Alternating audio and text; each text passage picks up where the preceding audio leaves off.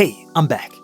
Today I want to talk about a move I've seen recently that I think is really useful, and especially for people that are lighter or the people who just like to play guard. This is a nice transition, and it's a Choi bar to the back. I think this can be useful for especially small guys or people going against those that are stronger than them and they feel like they can't quite finish the Choi bar. I think this is a good response to some of the defenses that people do. So let's go over it.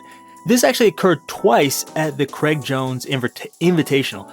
I've actually seen this move before, but I've never seen it actually used in a match, and it was actually used twice. So let's see how it's used first by Felipe Andrew. Felipe Andrew is going against Daniel Kirkfollett, who's not a jiu-jitsu guy, he's more of a wrestler. So let's see how he uses it. Daniel Kirkfollett also is, I think, the current NCAA D1 champion, and he's extremely big. I think he's like 250 or something, and in great shape. Anyways, let's get into it. So they're moving. Kirkfollett grabs a leg, he's trying to pass. He's kind of making a mistake. Felipe Andrew is going into K-guard, and Daniel Kirkfollett here is trying to grab, or he is grabbing, Felipe Andrew's leg, but this isn't a really good grip. This slips really easily, and it's going to cause a big problem for Kirkfollett in a second. I'd recommend not doing this. So let's see what happens. There we go. That's what happens. Felipe Andrew gets him in a triangle. This is actually one of Felipe Andrew's best positions. However, the problem here is Daniel Kirkfollett is just too big and probably slippery. I think also Felipe Andrew is more of a gi person, so he knows how to break people down in a gi, but in no gi, he may not be quite as good. So he has a triangle on, but he feels like, he may be too big. I can't quite get it. Felipe Andrew is now going for the arm. He's trying to isolate that and pull it out. He can't quite get it. He's pulling, he's pulling, he's pulling. Watch this. So I'll go back just maybe a few frames here. He's pulling this arm out and he's trying to do something. He can't really get it, and then what he does is there. Daniel Kirkfollett's hand goes from Felipe Andrew's chest to the ground. Whenever that happens, that opens up a lot of twisting submissions, specifically the Kimura and the omoplata. So both of those are available. Felipe says, okay, well, I could get the Kimura, but this guy looks a little bit strong. So what does he do? He opens his legs. He rotates and he spins in for that omoplata. You see Felipe Andrew's right leg there is coming up in the omoplata.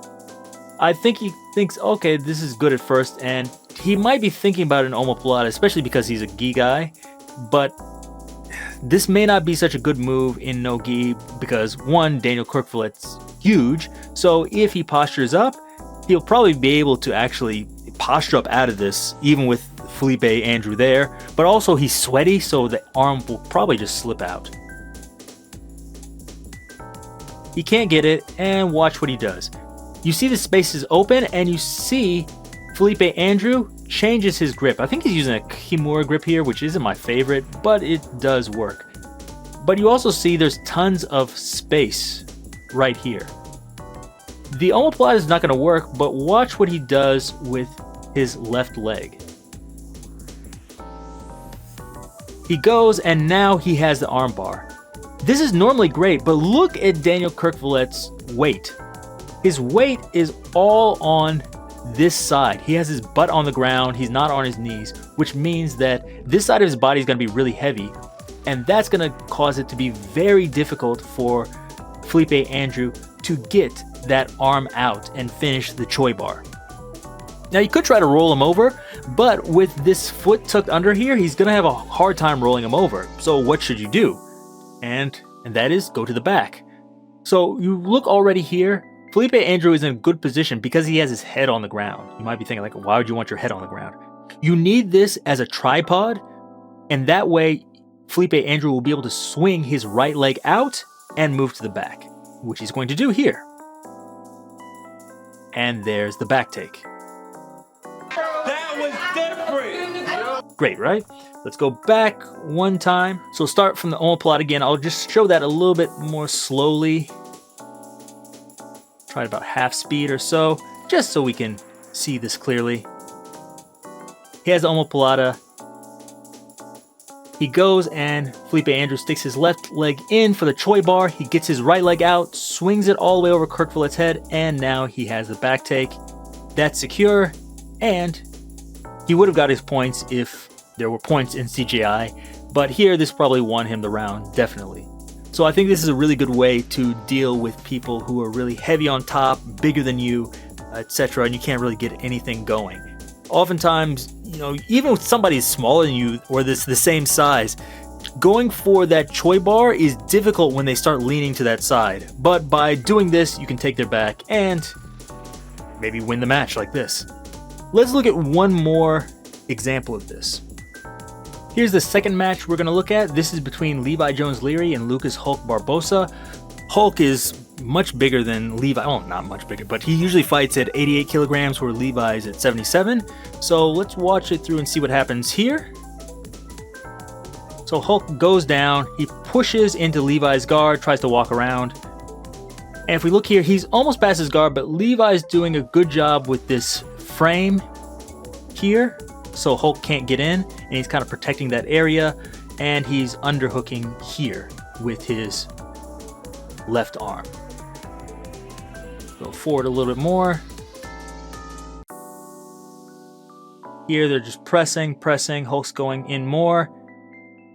Hulk is really trying to put pressure into him. Levi is still using that shin. He's using his hand to keep Hulk away from him. But I think he has enough pressure here with that shin, so he decides to do something else. He underhooks that. I'll go back there for a second so you can see it. He underhooks Hulk's right arm there, and that's the start of the Choi bar. Hook, there you go. And there he has the Choi bar, and he starts to bring it out. I'll go back there for a second so we can see that again. Here, Levi has the underhook with his left hand. You can barely see it in there, but hopefully you can. Hulk's really trying to push in there, but Levi luckily has his leg in, which stops it. Going forward, I'll do this one in slow motion too, just so it's a little bit easier to see. Goes. Levi takes that frame out, and he throws it over and in for the Choi bar. I think he probably has a frame with his other, probably the right arm against Hulk's neck, and Hulk isn't at a good angle. You see Hulk's head kind of slip between here instead of being on Levi's stomach, which is going to cause him problems. So here they go. Levi now has the Choi bar. He's controlling the arm. He has a good grip on it. Hulk's posture is broken down. Looks good. He should be able to pull it out here, but Hulk is very strong and he might have his arms connected. Can't really see well. Levi's pulling. He's pulling. He can't get it. Levi's foot here is just kind of dangling, and with Hulk kind of laying on his arms, it's going to be hard to get it out. So since Levi's foot's already out, what he's going to do is do that same move as before. Throw that leg all the way up and over into here. So it's going to come actually probably out here and then in there. That's some bad drawing there, but hopefully you get the idea. But let's watch it.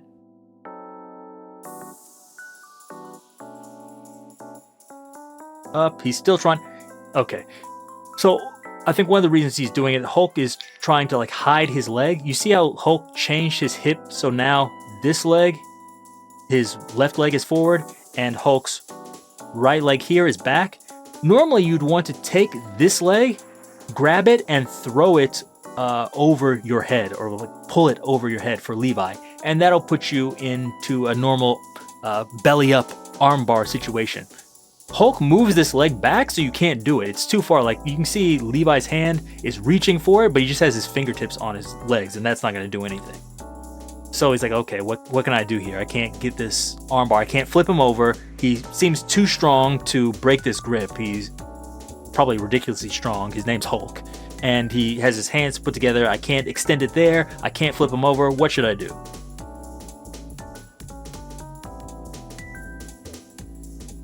He's trying to step over my head.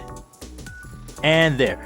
Okay, I'll go back The same thing I mentioned before, that tripod. Look at Levi's head here. He can't get it. Boom. Tripod. He puts the head on the ground. He has this leg completely free. Normally Hulk might be able to even block this if he took his hand away, but then he wouldn't be able to stop the armbar. So lots of times they're not even going to try to stop this, and you get a free back take. Slides it over his head. He connects it there, and then slides up. So Levi actually did an interesting thing there.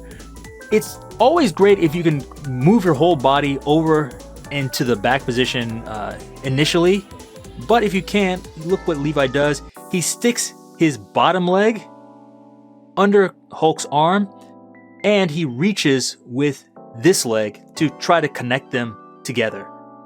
Also, you see, as I showed you before, these arms are connected under Hulk's arm, and Levi's right arm is going to turn into the underhook. See it again.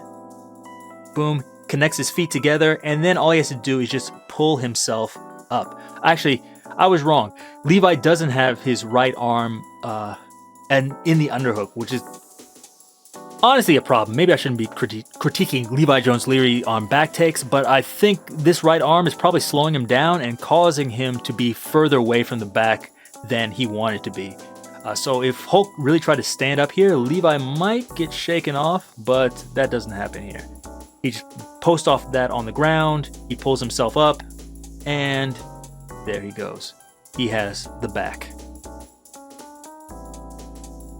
So a really nice, clean back take, and it shows how you can combine things like the Choi bar with just back takes. So if you feel like you can't pull that arm out, and especially if they're leaning on a hip or they're just completely flat to the ground and your leg is free, try this.